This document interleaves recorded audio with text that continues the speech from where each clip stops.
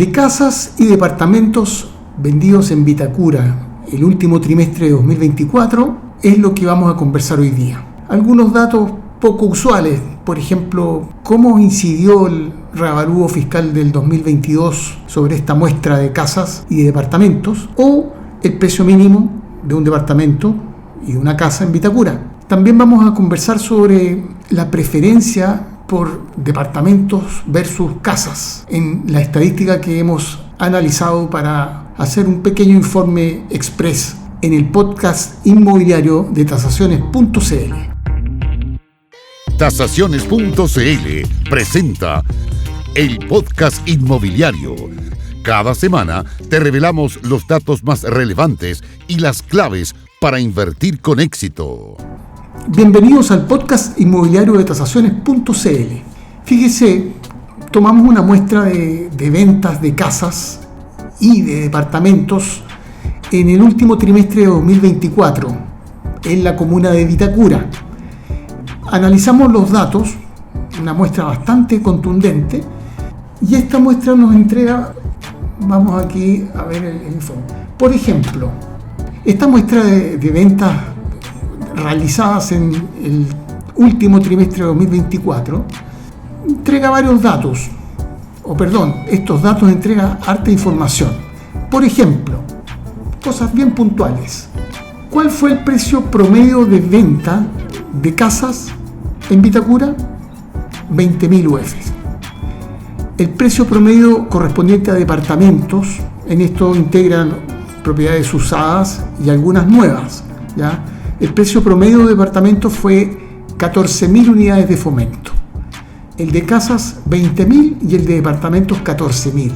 Otro antecedente simpático o poco habitual, fíjese que la diferencia porcentual entre venta de casas versus venta de departamentos arrojó un 43% a favor de los departamentos. O sea, la gente prefiere y compra más departamentos que casas por razones funcionales, económicos, de mantenimiento y los costos asociados, ¿cierto?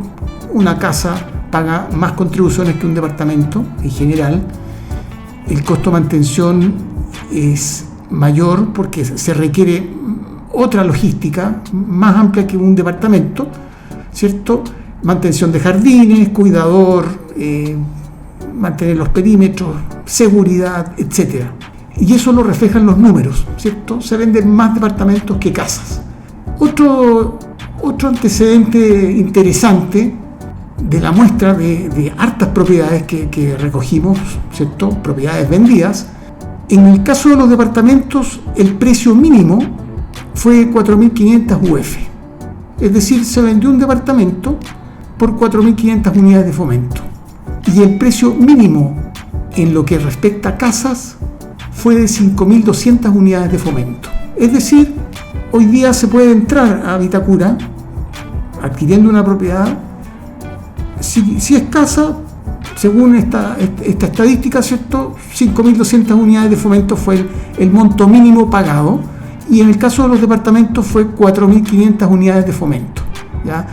Eso derriba estadísticamente un paradigma que mucha gente tiene de que entre Las Condes y Vitacura, por asuntos de presupuesto, privilegia buscar en Las Condes.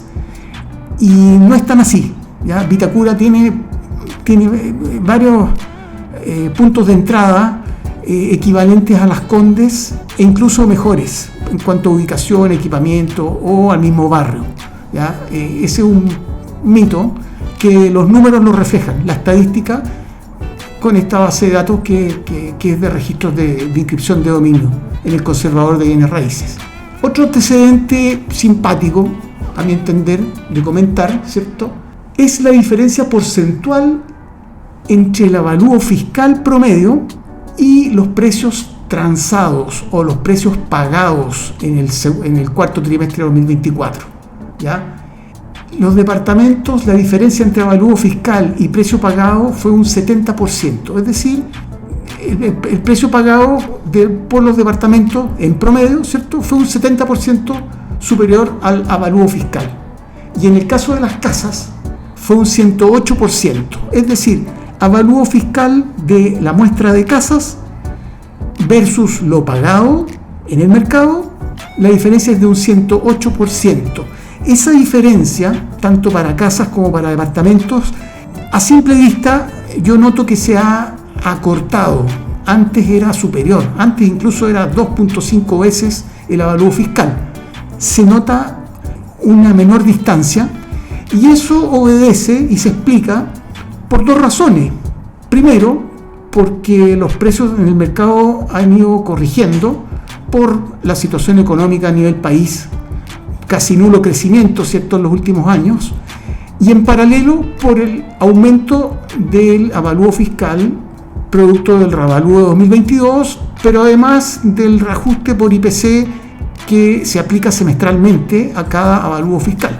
Por lo tanto, se han corregido a la baja los precios de mercado y han ido progresivamente aumentando el avalúo fiscal de las propiedades para efecto del impuesto territorial, es decir, pago de contribuciones. El otro dato, yo diría que el dato más relevante o el que más llama la atención es el incremento del avalúo fiscal producto del reavalúo aplicado en 2022. De todas las muestras, que son hartas, se le sacó el avalúo fiscal del segundo semestre del 2021, ¿cierto? Se obtuvo, no se sacó, se obtuvo.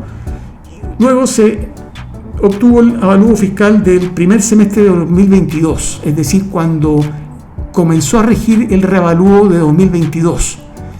¿Y cuál es el resultado de este análisis de datos?